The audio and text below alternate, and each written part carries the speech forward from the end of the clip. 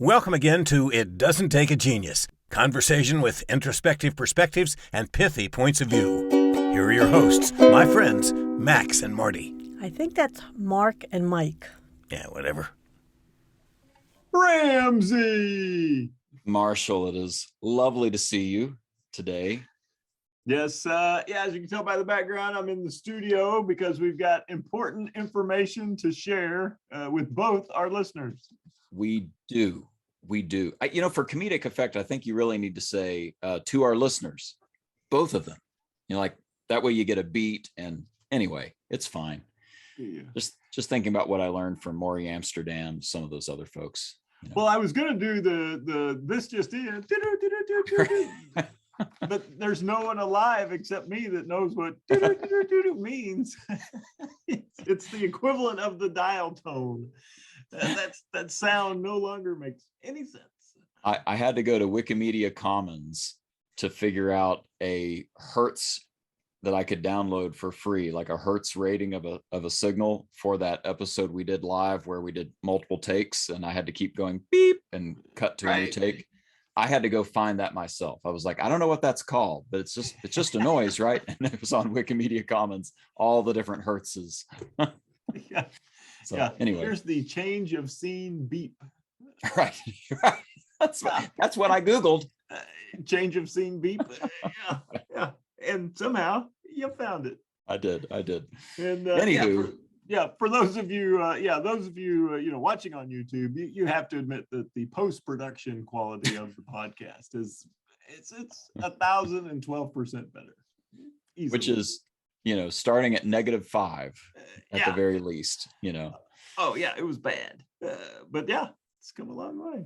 Well, anywho, we do have some really good data that you found that it's frankly, it's going to be a setup. It's an absolute tee up of some material that you and I were hoping to present and bring to the audience.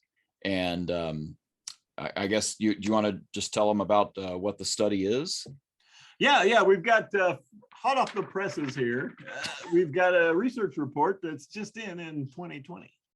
Nice. But it's new to us, so that's important. And so, the source is the Human Resources Research Institute, and I think you discovered in your research of the institute that it's a Canadian thing. Yeah, Canadian consortium. They give out money for dissertations and theses and HR related and try to provide it to the public. And here we are soaking in some of this data. It's a really interesting study that basically confirms some things that you and I have seen in the field over the last, 15 to 20 years. Oh yeah. And just so our listeners, both of them know, we are pro anything that confirms our own bias. Right. So yeah, if we've anecdotally seen something and then we find something that says that's true, we really like that. I'm just going to be, truthful here. Going to be transparent. We've got an episode coming up about that called fallacies, but we'll talk about that later. Anyway, but this is some really good statistical data, and basically it's asked of HR managers. Correct? This was a survey of folks in the HR profession about their workplaces. And it's basically the entire paper was on coaching and coaching and mentoring. And so this particular survey question that we're going to dive into, the question specifically was, which challenges currently hinder coaching/mentoring in your organization? Select all that apply. So basically, multiple things. Yeah, you could pick more than one answer, but the basic question is, what keeps you from coaching more effectively? Yeah, it was the way I took the question, and so the number one response, with 73% of people surveyed choosing this response, is not devoting enough time to coaching/mentoring due to other priorities. Shocker. Yeah, who knew that yeah, we've heard this for the last 20 years. Right. And Covey explained this, coaching activities fall into the important, not urgent. Exactly. Doesn't matter if you do the coaching in the morning or you do it in the afternoon or if you do it on Tuesday or Wednesday. And so because it's flexible, it gets pushed out of the way by the important and urgent, the mad customer, the last minute requests, the stuff that can't be moved but has to be dealt with. Yeah, and this is pay now or pay later. I mean, it's easy to say, hard to do, but this is a pay now, pay later situation. I was with a client actually this week, and we were talking about, all the things that got in the way, and a lot of the things that got in the way were headaches that might go away with some regular coaching time invested in. And Covey talks about that in his model. He says if you're in quadrant 1, which is important and urgent, there's crises, firefighting, last minute things coming up. The goal is to spend more time doing the important, not urgent, which is the planning, the coaching, the preparation, which makes everything in the first quadrant, appear less often. So I'll have less fires, less crises. Yeah. And when you think about coaching, you think about, team member behavior that creates these crises, it creates the fires. Sure. And does this. Yeah. Could I mitigate that if I'd allocate my time? And we know that time is finite. So yeah. Every manager's choice is to figure out, okay, how do I carve out that time? How do I make it important and urgent enough to do coaching that I eventually shift the model so that I'm spending less time in crisis mode? Yeah, one more thing about that. I know you're a big fan of the analogy of how incorrect it is for a manager to say I'm a babysitter. The other one that we often hear is I'm a firefighter, right? Yep. And they're excellent firefighters. They have great problem solving skills in the moment. They can react and come up with a plan, adapt to what's going on. A lot of managers are really good at that. But to continue the analogy, if you keep being called to the same scene of a fire, you might want to slow down and the next day do some fire prevention courses at that location and try to prevent that building from catching on fire every day. So we have a lot of managers that I think it's a matter of prioritization. Of course, you don't have enough time in the day. We've all got the same amount of time in the day. Can you prioritize so that you handle these non-urgent but very important tasks, and in the process get rid of some of these fires, these important and urgent tasks? Oh, definitely. So I think we'll skip over the next one, the second most highest ranked one, but we're going to come back to it because the lowest ranked one ties back into it, if that makes any sense whatsoever. Yeah. So number 3 on the list, with 49% of participants selecting this one, coaching or mentoring sessions are too infrequent. Yeah. And we've talked about this extensively, the consistent nature of coaching and the importance of that. Yeah, I think this one is a bigger deal than managers often realize, because they're so used to having this moment where it feels like they had a good talk and there was a breakthrough. But really it was just the start of a ball rolling, and you're going to have to keep the ball rolling. I don't go out and exercise one time and then get, big muscles. I have to consistently keep at it. I know what you're thinking. Mark, you don't have big muscles. Exactly. That's my point. I don't go to the gym, right? I mean, I did at one point, but I've slacked off on that, and it's not a regular occurrence. I'm not getting the benefit out of it because I'm not making this an ongoing conversation. Oh yeah, and we've talked about if your coaching sessions are infrequent, as the survey says, then we typically only tend to show up when something's really wrong. Yeah. And so now your coaching is viewed as just a beat down. They caught me doing something. The only time I hear from you is when I'm messing up. So now we're not building trust. We're not building relationship. We're not building a person up. So there's so much that's negative that happens when we only coach infrequently. I 100% agree. And just another facet of that is keeping things in your conscious memory, so that you do develop some real habits. It ties into the next item on the list, as a matter of fact, because there's some habits that you're trying to coach up in a person. You also have some coaching habits to keep going in yourself. So, So number 4 on the list is low skill levels of those doing the coaching or mentoring. And right. so, you see, we tend to gravitate towards the things that we feel that we can do confidently and competently, and that we have a lot of confidence around. And if I feel like, well, I'm not really good at this, and I've even had managers tell me, I don't know what to say. Yeah. you know, which speaks to, a lack of skills in this particular discipline. Very fair. And, to be super transparent, I think that's sort of the point of this podcast, is to help managers grow in some of those skills. We have talked about the book that you've published, and certainly we would encourage anybody who wants to grow in these skills to contact you or myself to get a ball rolling on some workshops and seminars, and frankly, regular coaching relationship that we could help you with. So I don't want to make it too much of an infomercial, but that's sort of number 4 there is something that we are trying to deliver a direct resource to help on. Oh, definitely through video, print, in person.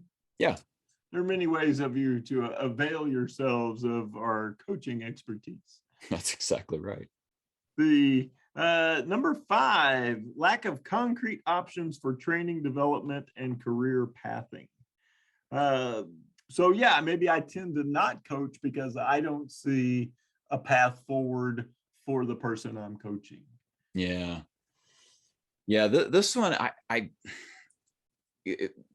I'm of two minds about this, because on the one hand, there are some scenarios where, there's not a management role for that person to graduate into. And if that's what they want, then I guess we can't coach them into that role. And so that's frustrating. And there are some limiting factors there. But that's my one mind. The other mind that's a little broader is thinking, man, there's so many different ways to grow. And if I haven't sat down with you, I don't even know how you want to grow. I was talking recently with a group, and they had there were 3 different employees who had 3 radically different motivations in the same role. They worked literally right side by side each other, and all 3 of them were looking for something radically different out of the role. One of them wanted to have good competition that he won against. One of them wanted to basically be set up for a career outside of the industry he was currently in. That was where he was headed. And another person was looking to climb up in the company. Oh, and I forgot, there's a 4th person, and we finally realized that what they really wanted was just to be a part of something bigger than themselves and feel like they were contributing. That's really at its core, that gave them some self-worth. So, hey, I can coach to all 4 of those people and get a lot more out of them for my current role that I have them in. And maybe I lose one of those guys. Maybe one goes on to bigger and better things within the organization. But all 4 of them have become way more valuable in the meantime. And I've had less headaches, right? I mean, by doing the coaching, it's helped me. So I just don't think that you should let this stop you. I don't know if you've got an opinion about that, but that's my thinking. Yeah, to me, it's a straw man. If the lack of concrete options for training and development, then you just haven't been on the Google machine. There is literally no topic on this earth, if you want to get better at something, that the Google machine will not help you, whether it's YouTube or it's some of the online Academy universities. There's just absolutely no reason whatsoever that you can't get better at something, even if your organization isn't offering up a structured opportunity for that learning. And this really goes in with the next one here. right? Because hey, you could be a high performer and still be growing, right? Mm-hmm. So yeah, number 6, more time devoted to coaching poor performers than the high performers. yeah, And we see this a lot. And the squeaky wheel, in this case the squeaky square wheel, right. keeps getting all the managers' attention, and we let the top performers just as some of my guys will say, I just let them run. And so then I've heard the rationalization, well, there's really nothing I can do to help them, they're so good at what they do. Yeah, And missing the entire point that it's probably the 80-20 rule. There's right. 20% of your people are top performers, they're probably producing 80% of your results. And so go ahead. At the very least, that coaching is an opportunity for you to say, wow, well done. What do you see that you're doing well? And you're just making the organization more sticky for that person to say, hey, I'm valued here. I'm appreciated here. I'm recognized here.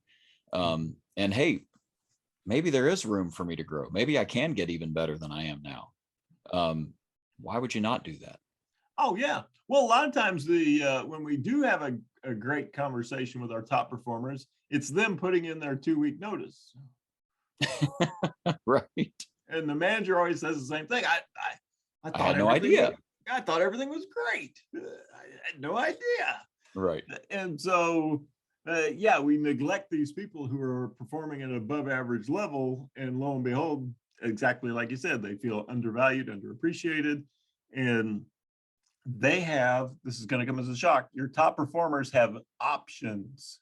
Yeah. They have plenty of options. People are calling them on the phone going, hey, come over here. We'll love you. I know they're not showing you the love, but we're all about the love. And so they're being wooed. And definitely a missed opportunity here. And I will tell you, coaching is a way to really put your money where your mouth is about how much you appreciate them. Mm-hmm. Because, hey, you could certainly, and you probably should, have some sort of recognition system to make sure that the high performers get regularly appreciated and valued and recognized in whatever way is appropriate. But this is taking that a step further, right? This is saying, you're so good, I'd really like to sit down and invest with you on what's working and what we need to do to help you continue to have that kind of success. If there's anything on our shoulders that can help you continue that. Now you're saying, hey, I hope you appreciated that thank you card and that, gift certificate or bonus we supplied you, but I'd actually like to sit down and spend some time with you to make sure that we keep the gravy train rolling for you and for us. It's a huge gesture that I think speaks a lot. Oh, yeah. Yeah. The one-on-one coaching opportunity, I'm going to give you something that's finite that I can never get back, which is my time. And in doing so, I let you know that we appreciate, we value, and we can even learn from what it is that you're doing. Heck yes. Very cool. Heck yes. Here's an interesting one. This one I'd never thought of before. Those who excel at coaching or mentoring are not rewarded and recognized. I have seen this. Tell me more. This has happened at a few organizations I've worked with, that a management team for a department would be so good at developing those people that those people would get sucked out to be a part of the organization at a higher level. Mm-hmm. And that management team at that department had to start over with a new batch and develop them. And then they got sucked out for important, bigger roles, higher roles in the organization. And so, you do that a few times and that original management team kind of goes, man, we're kind of getting penalized for developing people around here, right? Mm-hmm. Well, the organization that I'm in particular thinking about turned that thinking around and said, this is the secret sauce here. We need to make sure we, encourage you guys in how you do that and spread the wealth around. So we're working on that, as a matter of fact, right now. But yeah, it can almost be a penalization. I spend all this time developing people and they grow, but what happens to me? Mm-hmm. Oh yeah. No, as you say that, yeah, I've got an organization, and that was happening to them quite frequently. And thankfully, the mothership came back to this satellite organization and said, listen, we see what we've done. We see that you have a gift for coaching and developing people, and we will now pay you. Your department will receive income if we take one of your folks that you've coached and developed. So we'll reimburse you. Oh, how clever. We see value in your coaching and training and what you're doing to these folks, and we will reimburse you for that expense. That's clever. Yeah, that's never pretty thought cool. of that. Well, and as you're talking, it occurred to me that I have seen this. So you see a group of managers, we tend to foster all the praise on the manager who has the superior sales ability, but the manager who keeps all the salespeople on the team and keeps them in the right frame of mind and keeps them performing at a high level, yeah, we don't heap near as much praise or recognition on that person. They just go around and talk to everybody. Well, what's your turnover like? Well, we don't have any turnover. Well, what's the individual production like? It's very high. But that guy over there, he's always slaving away, producing additional sales or whatever. Well, he couldn't do that unless he had a team right to work with, which right. This person who's great at coaching is responsible for not only keeping them here, but keeping them in the right frame of mind and keeping them performing at a high level. 100%. Love that. And then number 8, coaching mentoring recipients are defensive and unwilling to accept feedback. Well, I think this is just dumb. We should fire those people. I'll just get rid of them. Call HR. So if I've got recipients who are defensive and unwilling to accept feedback, now I have to think about what role do I play in this defensiveness and this unwillingness to accept feedback? Yeah. One of our favorite questions. What part of this do I own? Yep. What part of this do I own? Which takes us back. Here it goes. All the way back to number 2, which we skipped earlier, with 59% of participants saying managers avoid difficult and truthful conversations. So I think those two are related. People get defensive and don't like feedback, and I don't have the skills to have that difficult conversation. Yeah. So here's the setup, I think, Mike. This is where we got teed up for a series that we're going to be launching right now. We are big fans of the book Crucial Conversations, and we're going to be getting into a lot of the facets of this book. It's a very dense book with a lot of great ideas, and frankly, you and I are still processing exactly how to pull out some of those facets for short little podcast episodes. But I think I'm going to say this, and I don't think I'm going to regret saying this. This is something that I have seen be an issue for every single client I've ever worked for.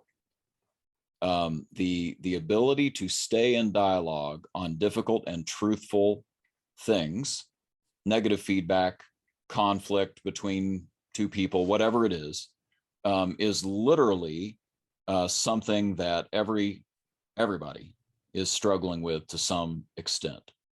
And I could not be more excited to bring a series to our podcast than I am about this one. Oh, yeah. Yeah, I think this is this one, like the survey says, it's the second leading cause of lack of interaction and coaching discussions. And when it says, it doesn't really define it. So it says it avoids the difficult conversations and crucial conversations. The book, it defines those in 3 different ways. Mm-hmm. High stakes, right? This is a make or break kind of conversation where strong opinions are involved. So, it's not something that people take lightly. It's something they hold, core to, it's part of their core values. Right. And where there is the possibility that strong emotions will come out. And so if you're thinking about, I'm not having this talk because the stakes are high, the opinions are strong and the emotions could get out of control, then this book hits this head on. And I think that, our viewers, both of them, should have the opportunity here to thank us, because this book is hard. Yeah.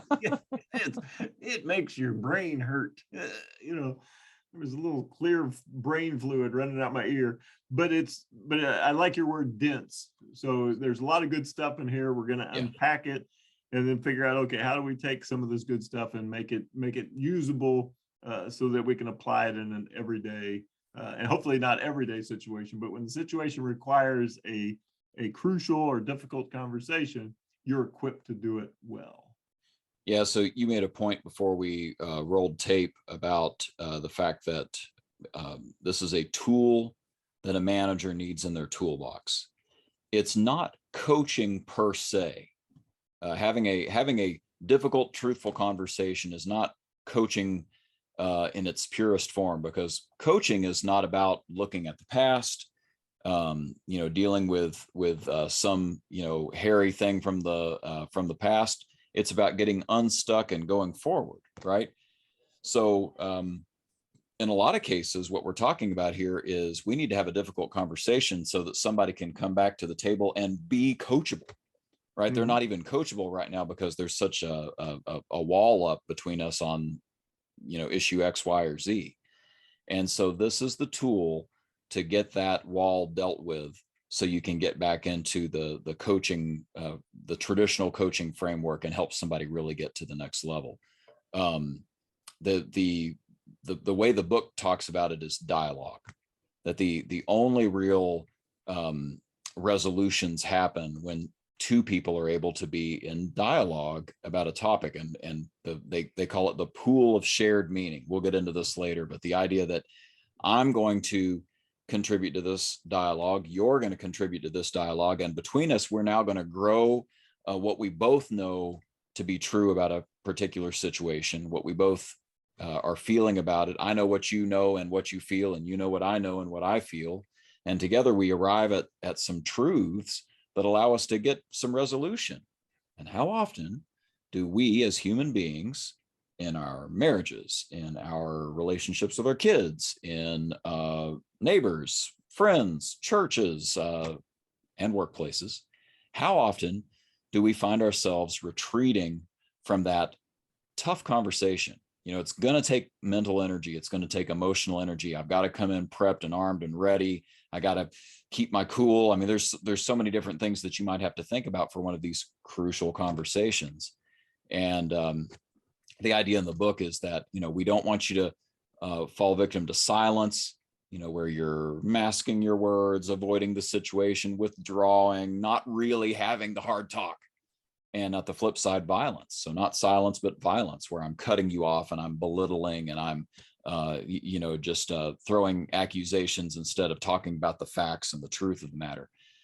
So we can help you deal with all of that as we go through this series. And we think it's going to be really powerful to help you get back to the coaching that everybody wants to do. All the managers want to grow their people. And this is what you maybe have to deal with to get there. I think you're spot on. And so let's wrap up with this. We'll wrap up with this and we'll begin our next podcast with it. And one of the quotes is, the health of an organization can be measured by the average amount of time between when an issue is identified and when it is discussed. Look out.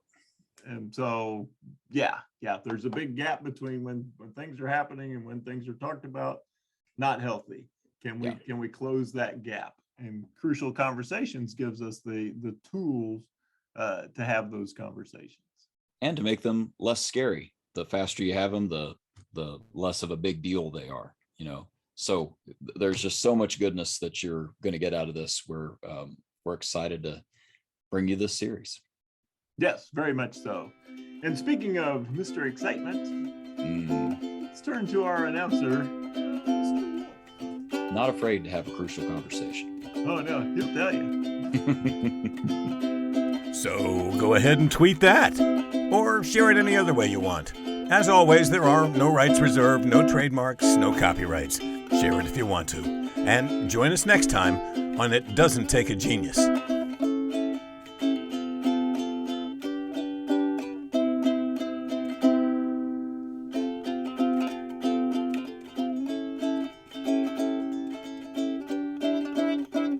That's good enough.